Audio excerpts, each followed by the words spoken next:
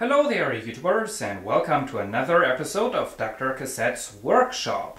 Today we're hopefully going to repair the Kenwood model KR-6060 receiver from the late 70s. I recently got this thing off of eBay for a, compared to what I got for it, absolutely ridiculous €46. And it does have three issues.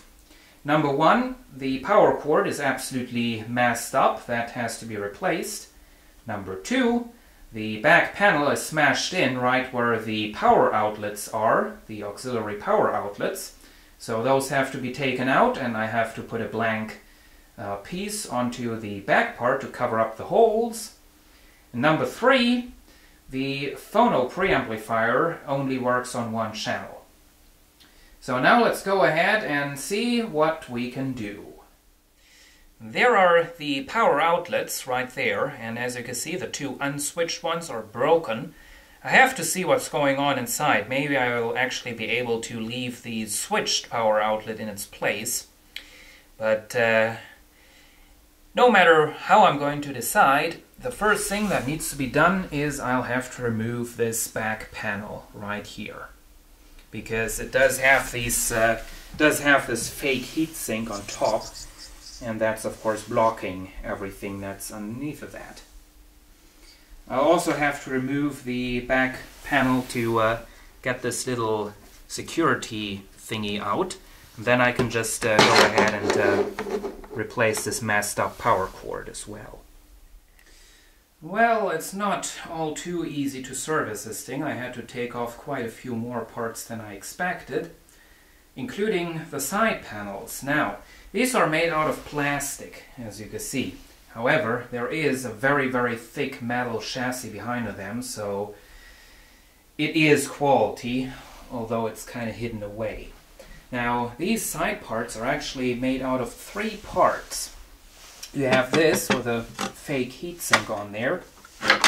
You have a little box right here, which just hides another screw that holds the panel on, and the screws for these metal side parts for the front. Now, these side parts are actually made out of real massive aluminum. So that's kind of impressive.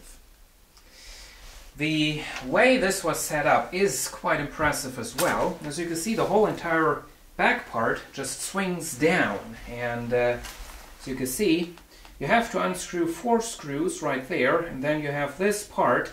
This all slides out. You can just tilt it downwards to work on there, and that's what I'm going to do now. As you can see down there, we have the broken power outlets. And I guess somewhere up there is where those were hooked up. So now I'm going to go ahead and start working on this thing. There is the power cord right there.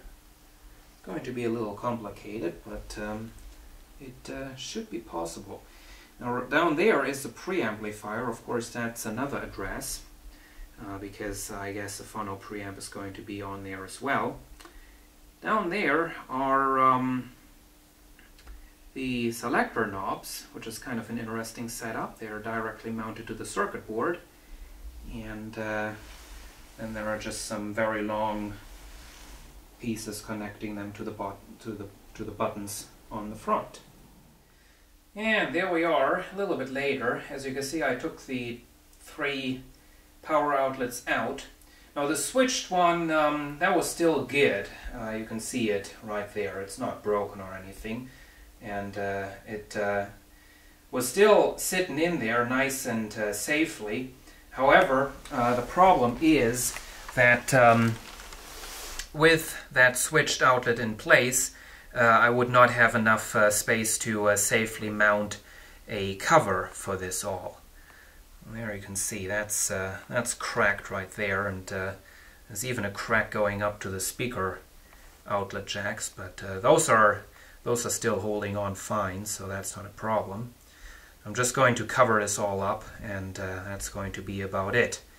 I had to redo a little bit of the wiring in here. this wire originally went to the switched power output. Just put that on right there. And it was even so patient and untangled the original wire out of the hole of the mounting piece, and just well, wrapped this wire through the hole in there and soldered it on. So that's done the way they did it in the factory. It's quite nice. There is our AM antenna. So you can see it doesn't hang out on the back. It's just mounted inside of the unit. And right there is probably the reason why the one channel of the phono preamp doesn't work.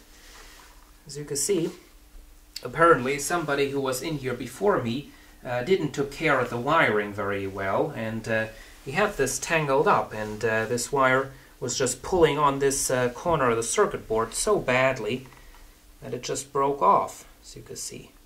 So that has to be redone, and if I'm lucky, that's already going to be all about the phono preamp. Maybe I can fix that problem a lot quicker than I thought. It would be kind of nice. Getting to the power cord is going to be a little complicated. That thing I have to get to is down there, and getting to it is going to be something else, I guess. But anyway, still I want to do it because this power cord is nowhere near being safe. And as you can see, the problem with the power cord has been fixed as well. There was the old one with lots and lots of bad splice jobs done to it. And there is the plug, which is also kind of broken, kind of messed up. Well, here is the new power cord right there, and well, it was actually surprisingly easy to get this wire holding bracket out of there and back into there. Not a big problem, and it does hold in there really well. Power cord comes in, of course, down there and goes up through the original cable tie and up into there, into the circuitry right there. So, next problem has been fixed. I already tried it and it does work. So, next thing to do is to take care of that broken circuit board down there, that broken corner.